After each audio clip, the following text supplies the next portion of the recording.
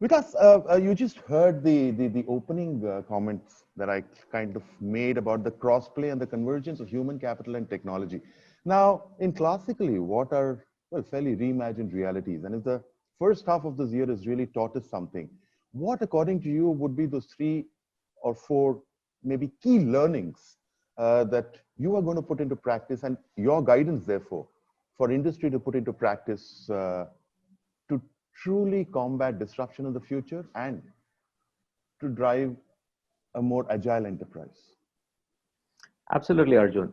So, very interestingly for me, digitalization, digital transformation, in a sense, has always been a way of life, right? Having built many businesses that were literally digital first or digital born, it's really just a way of life and not something that is brand new or something that we are aspiring to become.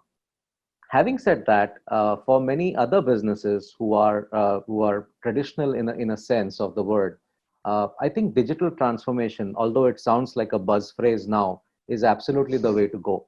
And I know efforts and everybody has been talking of digital transformation for almost the last maybe, I don't know, 9 to 12 months, quite actively.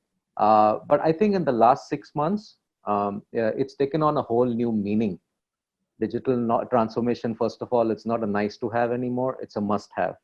And the second thing is that I think you've got to go about it now in a much more organized manner, right? So the way I look at it, right, to get to derive the maximum value from your workplace and workforce, even in these times, I think you've got to do a layered approach to digital transformation, right? So first, get your core in place, just like they talk about in body or fitness training. Get your core in place, right? And what is the core? Core is get your infrastructure right, be it on premise, be it on the cloud. Get your core enterprise applications right, and get your data and data strategy right. Right? These three things are core, what I call the core. You get that right, and you're on your way to your path of digital transformation. So subsequently, I think there's just too many technologies today. So let me summarize it: is that technology is the way to go, right? I Indeed. mean, there are now just too many technologies that were previously in the realm of research labs and high-end, very rich organizations.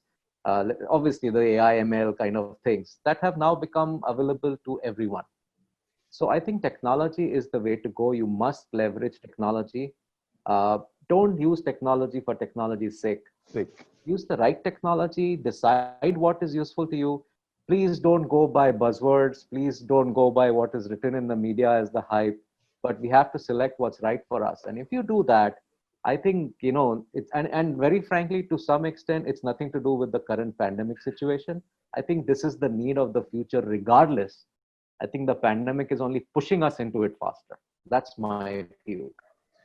Very, very interesting, very, very powerfully made points. But my question equally in as a derivative of this is really because has the last has this experience really shown us that the whole concepts of the workforce by themselves are changing in terms of the fact that we're increasingly tending to look at new jobs, new roles, new tasks. Now, in that kind of a scenario, how do you kind of navigate the workforce through what clearly promises to be a fairly complex journey? Yeah, I think that's an absolutely good question.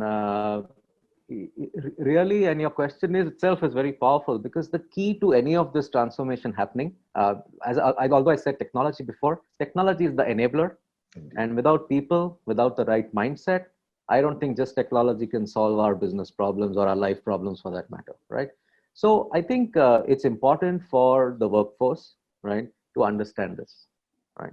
Now, I think very positively. I don't believe that technology is out there to make the human workforce redundant. I think it's there to make their lives either simpler or simply have them produce better and more. It's not that you have to stay the way you are. You can produce better cars, you can produce better audio equipment, better computers, and you can use technology to help you do that. So what does the workforce need to do for that is reskill and adapt, right? I mean, that's nothing else other than that. If you refuse to understand the way the technology is moving, if you think this is not for you and you can continue the way you are with the skills that you already knew, if you challenge these kind of transformations, I think, well, then you've got a big Then problem. you've got a big But problem. other than that, as long as you can convince, and let me say something that I personally feel, right, that the last 6 months, I find that the way people have adapted. See, coming from an IT background, work from home, remote meetings, remote calls are a way of life for us. So I didn't feel anything different in the last 6 months. Maybe a little too much of it, but not very different. Indeed, indeed.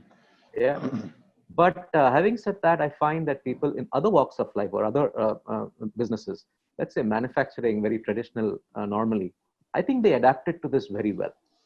And if that is a sign for the future, I think we are well on our way, because the way people have adapted to, let's say, something as simple as doing video calls and conferences, if they can adapt in the same way to new technology that's coming, we what like the sky is the limit from there on.